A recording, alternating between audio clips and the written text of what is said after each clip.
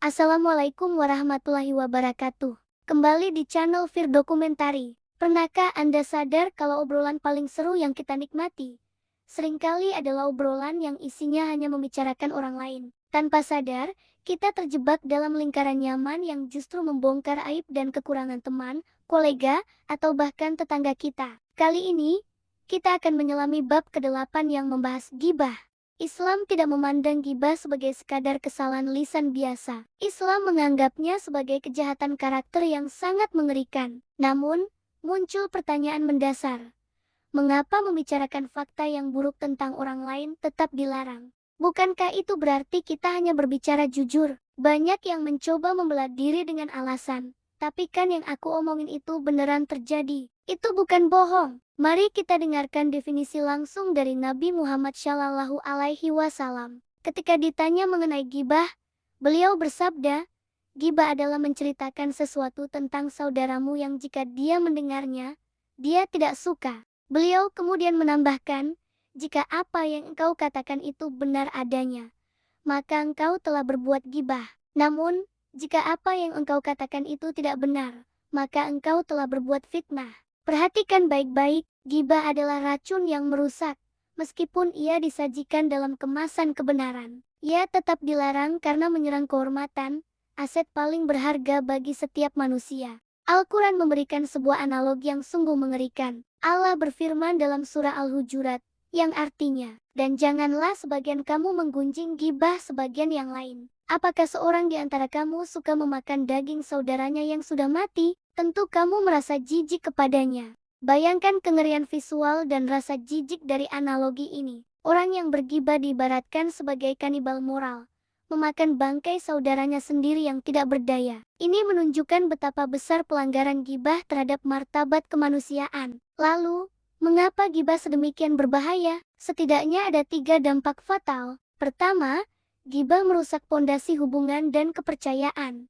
Ia adalah bibit perpecahan yang ditanam di hati pendengar, membuat kita sulit membangun komunitas yang sehat dan saling mendukung. Kedua, gibah menghapus pahala. Ini kerugian terbesar yang mungkin tidak kita sadari. Setiap kata buruk yang kita ucapkan tentang aib orang lain, bahkan jika itu benar, berpotensi memindahkan pahala kebaikan kita kepada orang yang kita bicarakan. Kita lelah beribadah, tapi hadiahnya justru kita berikan kepada orang lain. Dan yang ketiga, gibah adalah racun bagi hati kita sendiri. Orang yang suka gibah akan sulit merasa tenang dan bersyukur, karena fokus hidupnya selalu tertuju pada kekurangan orang lain, bukan pada perbaikan diri. Inti dari semua ini adalah, menghindari gibah adalah bentuk tertinggi dari cara kita menghargai martabat manusia. Lalu, bagaimana strategi praktisnya? Jika Anda berada dalam sebuah obrolan yang mulai mengarah pada gibah, coba strategi ini. Segera alihkan pembicaraan ke topik yang lebih positif, atau ingatkan hadits Nabi dengan sopan. Jika situasi tidak memungkinkan, lebih baik diam atau, jika perlu, tinggalkan saja majelis tersebut. Memilih diam saat godaan gibah datang adalah jihad yang paling sulit. Untuk menegaskan pentingnya menjaga lisan, mari kita renungkan sebuah kisah inspiratif. Al-Kisah. Ada seseorang yang ingin bertaubat setelah menyadari betapa seringnya ia membicarakan keburukan tetangganya. Ia menemui seorang bijak dan bertanya bagaimana cara menebus kesalahan lisannya. Sang bijak tidak menyuruhnya berpuasa atau bersedekah. Ia justru meminta orang itu membawa segenggam bulu burung dan menyebarkannya di setiap sudut kota. Orang itu kebingungan, namun ia patuh.